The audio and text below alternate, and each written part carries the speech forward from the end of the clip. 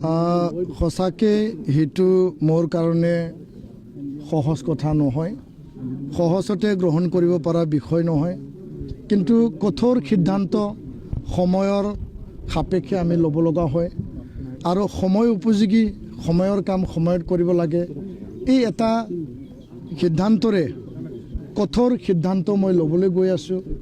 আগন্তুক যাত্ৰা কি ধৰণে হ'ব, ৰাইজৰ সহায় সহযোগিতা, ৰাইজৰ মৰম স্নেহ, ৰাইজক সেৱা কৰিবৰ কাৰণে, জাতিক সেৱা কৰিবৰ কাৰণে, অঞ্চলক সেৱা কৰিবৰ কাৰণে মই পুনৰ আৰু আগন্তুক এটা দেখা নোপোৱা দিনলৈকে ঈশ্বৰৰ আশীৰ্বাদ, সকলোৰে আশীৰ্বাদ লৈ পেলাই মই যাত্ৰা গতি মই আৰম্ভ কৰিব বিচাৰিছোঁ।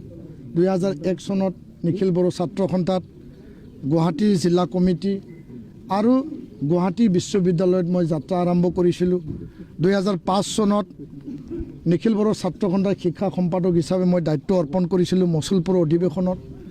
আৰু তেতিয়া গুণগত শিক্ষা অভিযান, শিক্ষা বৰ্ষ আৰম্ভ কৰি পেলাই শিক্ষা জগতত এটা আমূল পৰিৱৰ্তন, এটা ৰিভলিউচনাৰী ষ্টেপ, প্ৰতিটো গাঁও, প্ৰতিটো পৰিয়াল, প্ৰতিটো স্কুলত শিক্ষাগুৰু, ছাত্ৰ ছাত্ৰী, অভিভাৱক লগ দি পেলাই 2300 কিলোমিটাৰ চাইকেল যাত্ৰা মই আৰম্ভ কৰিছিলোঁ।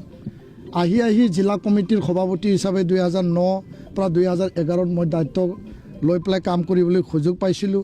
2008-09 দৰং ওদালগুৰি যি গোষ্ঠী সংঘৰ্ষ ঘটনা, তাত নিৰাময় কৰিবৰ কাৰণে, তাত শান্তি ঘূৰাই অনাৰ কাৰণে মই 100% মন প্ৰাণ দি পেলাই মই কাম কৰিছিলোঁ। 2015 চনত মই নিখিল বড়ো ছাত্ৰ সন্থাৰ উপসভাপতিৰ দায়িত্ব পাইছিলোঁ। 2020 চনত বড়ো শান্তি চুক্তিত মই যোগদান কৰি পেলাই শান্তি ঘূৰাই অনা আৰু বড়ো জাতিৰ অধিকাৰৰ স্বাভিমানৰ কাৰণে সেই চুক্তিত একেলগে সহযোগ কৰিবলৈ সুযোগ পাইছিলোঁ।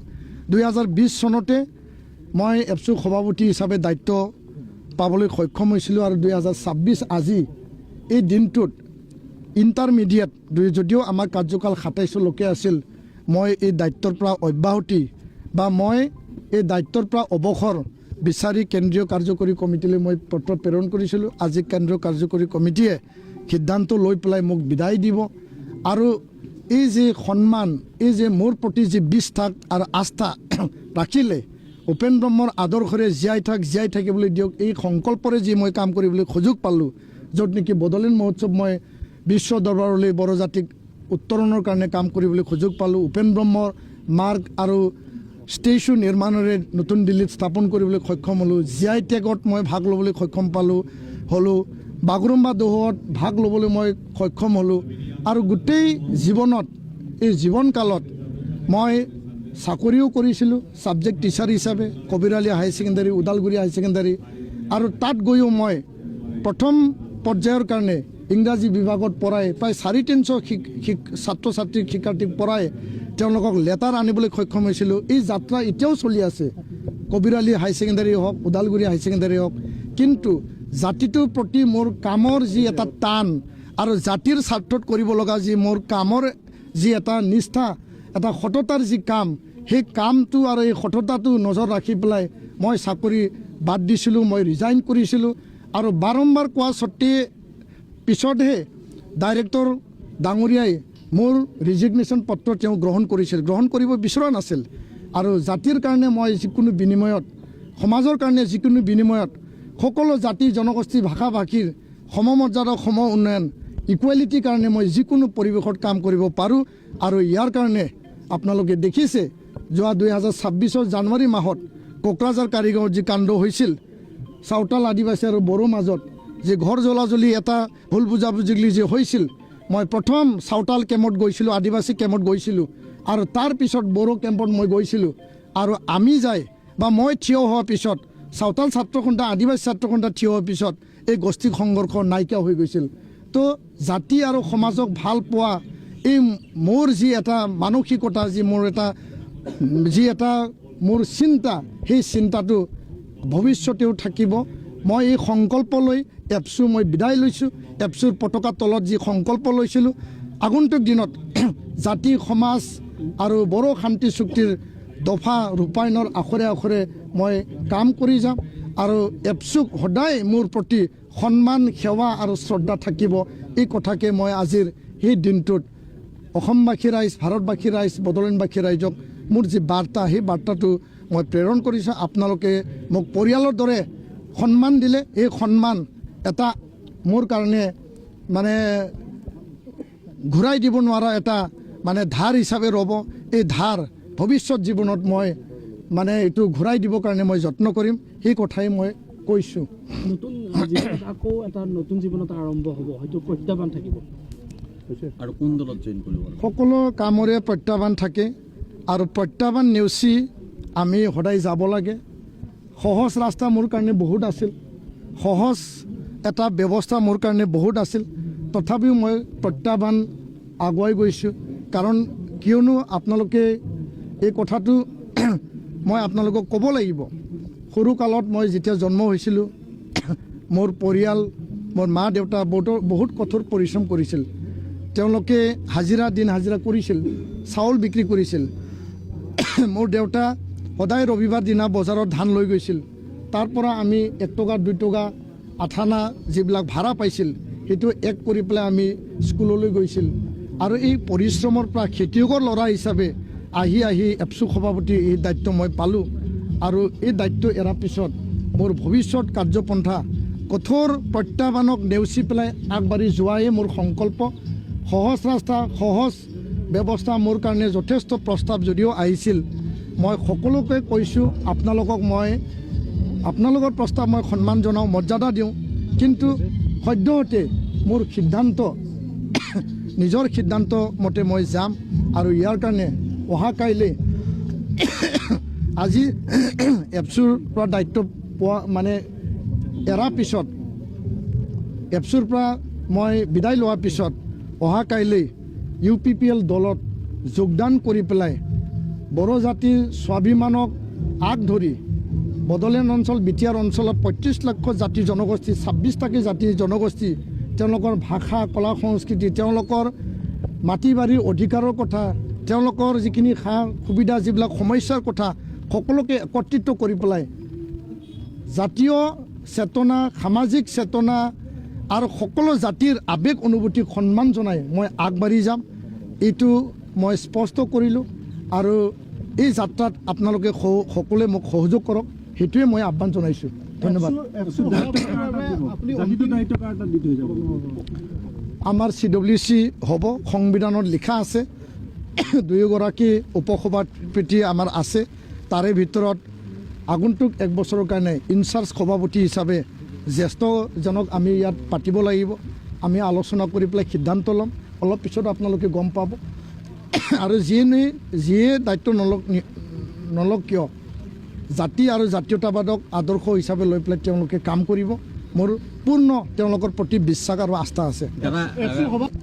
স্পষ্ট কৈছোঁ, ৰাজনৈতিক গুৰু হিচাপে মই সন্মান কৰোঁ অসমৰ মাননীয় মুখ্যমন্ত্ৰী ডক্টৰ হিমন্ত বিশ্ব শৰ্মা ডাঙৰীয়া, বিটিআৰ প্ৰধান বৰ্তমানৰ হাগ্ৰামা মহিলাৰী ডাঙৰীয়া আৰু প্ৰাক্তন বিটিআৰ প্ৰধান প্ৰমোদ বড়ো ডাঙৰীয়া, 3জনৰ ৰাজনৈতিক গুৰু হিচাপে মই সন্মান কৰোঁ।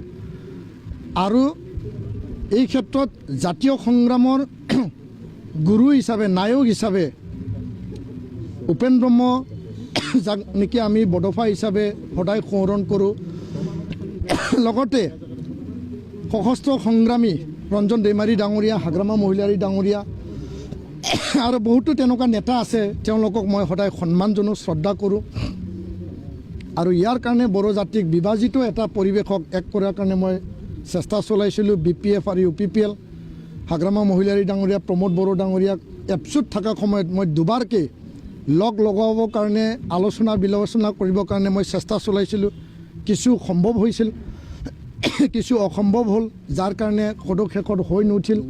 কিন্তু হাগ্ৰামা মহিলাৰীৰ বেয়া দিনত যেতিয়া তেওঁ ক্ষমতাত নাছিল, মই তেখেতক লগ ধৰিছোঁ, তেখেতক সহযোগ কৰিছোঁ, তেখেতক জাতিৰ স্বাৰ্থত এক হ'বৰ কাৰণে মই আহ্বান জনাইছিলোঁ। আৰু প্ৰমোদ বড়ো ডাঙৰীয়াকো মই লগ দিছিলোঁ, সহযোগ কৰিছিলোঁ আৰু জাতিৰ স্বাৰ্থত এক হ'বৰ কাৰণে মই আহ্বান জনাইছিলোঁ। তো যিটো কাম মই এপচু থকা সময়ত পূৰ্ণাংগ সম্পূৰ্ণ কৰিব নোৱাৰিলোঁ, UPPL দলত যোৱাৰ পিছত আঞ্চলিকতাবাদী চিন্তা চেতনা ধাৰাৰে ৰাষ্ট্ৰ নিৰ্মাণৰ কাৰণে মই কাম কৰিম, সমাজ আৰু জাতি সেৱাৰ কাৰণে কাম কৰিম আৰু ৰাইজৰ সেৱা মোৰ পৰম ধৰ্ম হ'ব। ৰাইজক সেৱা কৰাই মোৰ পৰম এটা আদৰ্শ হ'ব আৰু ৰাইজক সমাজক সেৱা কৰিবৰ কাৰণে মই ৰাজনীতিলৈ যাব ওলাইছোঁ আৰু এই কাৰণে অসমৰ স্বাৰ্থ বড়োলেণ্ডৰ স্বাৰ্থ আৰু ৰাষ্ট্ৰ নিৰ্মাণৰ স্বাৰ্থ মোৰ প্ৰধান লক্ষ্য হিচাপে থাকিব আৰু UPPL দলত যোগদান কৰি পেলাই UPPL আৰু BPF যিমান যি তৰ্ক যুক্তি নিদিয়ক কিয় আৰ্গুমেণ্ট নিদিয়ক কিয় বাদ বিতংগতা যিমান নহওক কিয় ক্ৰিটিচিজম যিমান নহওক কিয় দুই দলক কোনোবা নহয় কোনোবা বিন্দুত এদিন নহয় এদিন একত্ৰিতভাৱে একেটা ৰাস্তাত খোজ মিলাই যাবৰ কাৰণে মোৰ চেষ্টা অব্যাহত থাকিব এই চেষ্টা মই এৰি দিয়া নাই আৰু যোনটো কাম মই বাহিৰত থাকি কৰিব নোৱাৰিলোঁ সেইটো কাম মই ভিতৰত যাই পেলাই যিকোনো পৰিৱেশত ভৱিষ্যত দিনত আগন্তুক দিনত কেতিয়া সম্ভৱ হয় এইটো মই নাজানো এইটো ঈশ্বৰৰো আশীৰ্বাদ লাগিব কিন্তু মোৰ বিশ্বাস হাগ্ৰামা মহিলাৰ প্ৰতি প্ৰমোদ বড়োৰ প্ৰতি সেই বিশ্বাস এদিন নহয় এদিন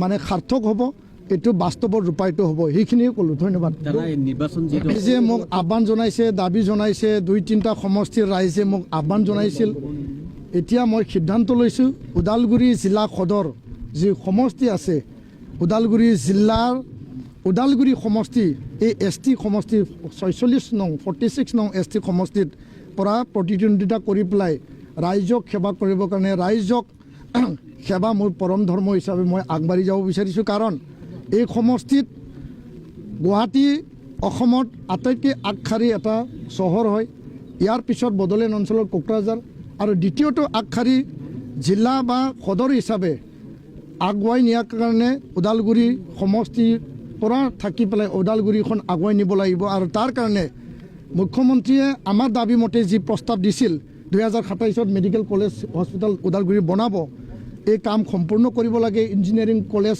নিৰ্মাণ হৈ আছে সম্পূৰ্ণ কৰিব লাগে ওদালগুৰি কলেজত আমি থিয় হৈ আছোঁ ওদালগুৰি বিশ্ববিদ্যালয়লৈ আপগ্ৰেডেড কৰিব লাগে চুক্তি অনুসৰি NIT স্থাপন ট্ৰাইবেল ইউনিভাৰ্চিটি ৰিজনেল কেম্পাছ স্থাপন আন যিবিলাক সীমা মানে গহপুৰলৈকে গাঁও বড়ো গাঁও অন্তৰ্ভুক্ত হ'ব লাগে 125 এমেণ্ডমেণ্ট দিল্লীত পাছ কৰিব লাগে বহুতো তেনেকুৱা সমস্যা অধিকাৰৰ কথা আছে আৰু এই কামটো যদি হয় সকলো ছাত্ৰ ছাত্ৰী নৱপ্ৰজন্ম যুৱশক্তি আগবাঢ়ি যাব আৰু ৰাইজ আগবাঢ়ি যাব আৰু মই এইটোৱে কৈছোঁ প্ৰতীক যিয়ে নহওক কিয় মোৰ চিম্বল যিয়ে নহওক কিয় ৰাইজে মোক ৰাজনীতিবিদ হিচাপে ল'ব নালাগে ৰাজনীতি প্ৰফেশ্যনেল হিচাপে মোক ল'ব নালাগে মই আপোনালোকৰ এজন সন্তান আপোনালোকৰ এজন ল'ৰা আপোনালোকৰ এজন পুত্ৰ হয় আৰু সেই হিচাপে মই প্ৰথম যিহেতু ৰাজনীতিত এণ্ট্ৰি হ'ম ৰাইজক সেৱা মোৰ পৰম ধৰ্ম হ'ব ইয়াৰ কাৰণে ৰাইজ শিল দল ভাঙি পেলাই জাতি সমাজ সেৱাৰ কাৰণে মোক